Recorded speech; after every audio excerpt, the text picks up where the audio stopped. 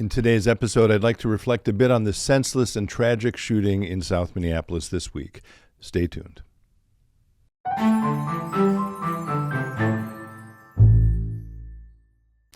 Hello, friends. Pastor Tim Westermeyer here, Senior Pastor of St. Philip Deacon in the western suburbs of Minneapolis. Good to be with you as always.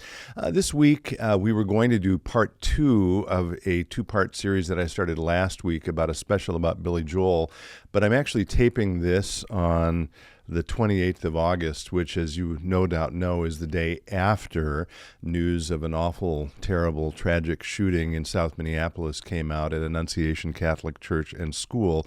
So I felt like I couldn't not speak about that. And so I want to postpone part 2 of the Billy Joel thing to reflect a little bit on that shooting. And the most important thing I can say today is what I've already said, which is that it was senseless, tragic, awful, horrible, evil.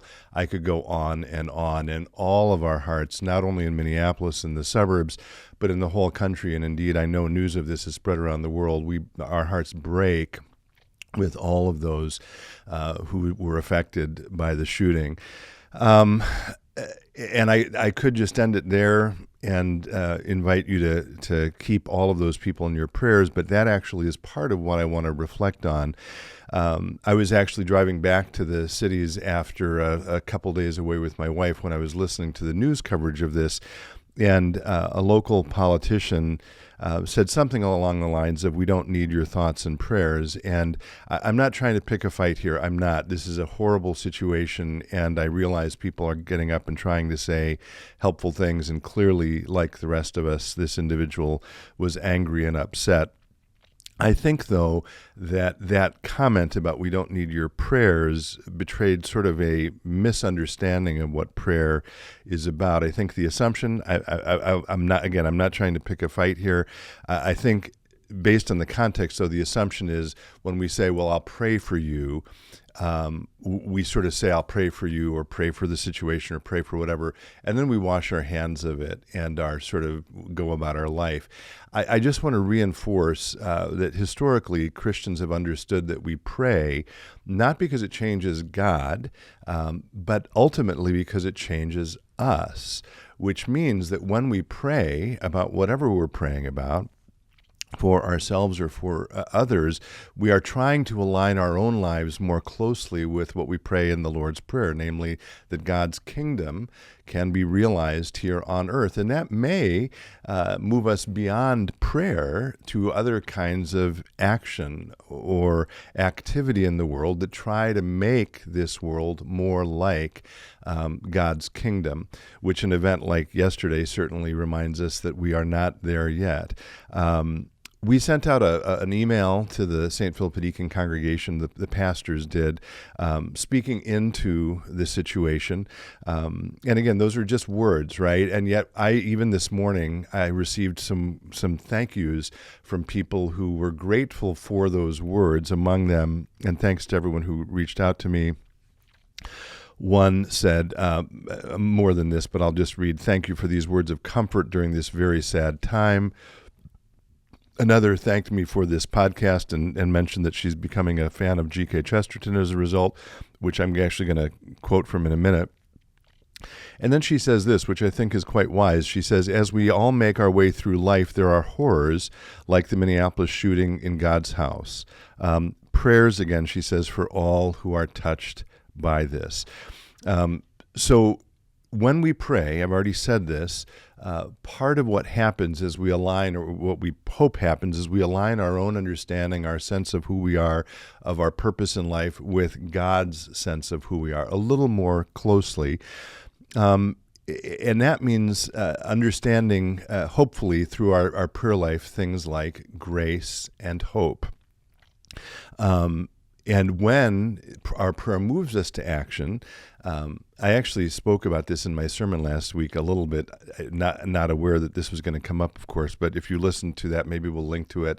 I talk about how we have to let go of anger and bitterness and resentment and rage, which is obviously one obvious response to an event like yesterday. And so when we pray, we remind ourselves that God is love and that our own actions have to spring from that sense of love. And so I have a couple of quotes here I'm going to read. Again, they're only words, but it turns out words can shape and form and mold who we are. And these are from some very trusted authors. I've mentioned them many times here. The first is from Frederick Buechner. It's an entry called Grace, and I was thinking about this on my drive in. The grace of God means something like, here is your life.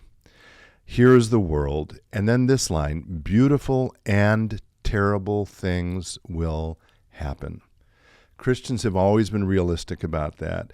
The Bible is filled with both beautiful and terrible things. So as awful and tragic and devastating as an event like yesterday was, in a way, as people who understand and recognize that we live in a broken, fallen world, as sad as it sounds, it shouldn't entirely surprise us. So again, Buechner, beautiful and terrible things will happen. And then this, don't be afraid. I am with you. Nothing can ever separate us. It's for you I created the universe. I love you. Again, that does nothing I'm saying here, nothing, I want to be very clear about this, takes away the sting, the pain, the tragedy that happened yesterday, but it's a reminder that the God we worship, and I talked about this in an episode recently too, which maybe we'll link to, the God we worship is with us in our pain, and indeed has experienced pain himself and will never leave us alone, okay? And there is something to be said for that.